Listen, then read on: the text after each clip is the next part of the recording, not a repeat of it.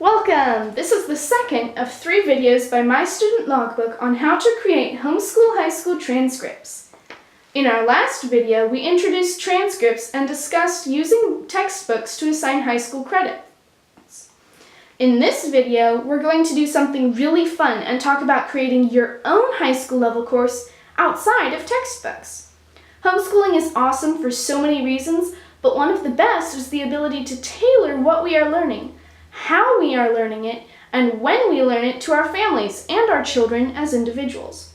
Real education doesn't happen exclusively in books, but how do you record it? The answer is to count hours. To see how this works, let's say, for example, this year your family has decided to focus on government. You read books, write essays and reports, study and discuss current events and political races, maybe even attend city council meetings.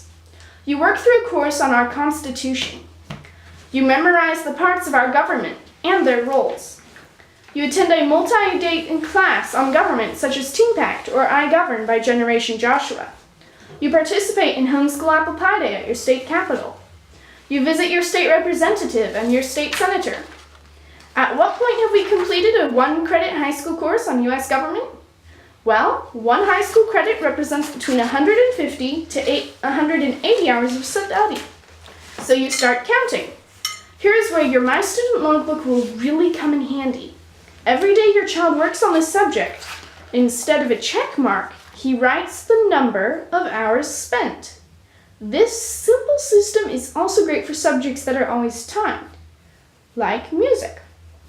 Alternately, in the records section of your logbook, you may record specific assignments or projects. Write the book and possibly book report here, the hours spent here, and the subject or subjects they may apply to.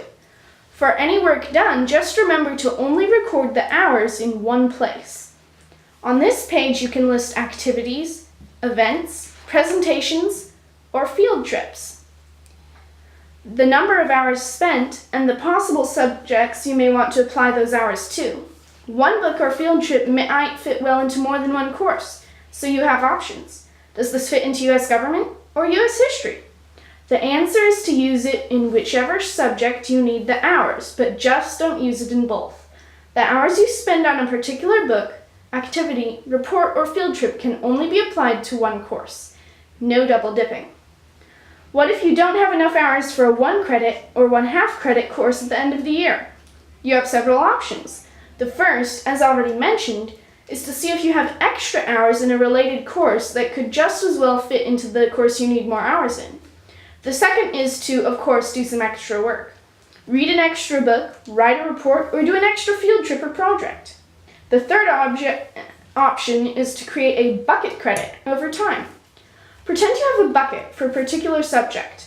Keep adding hours to your bucket, and when the bucket is full, that's 75 to 90 hours for half a credit, or 150 to 180 hours for a full credit. Then write it on your child's transcript on the year they finish filling up their bucket.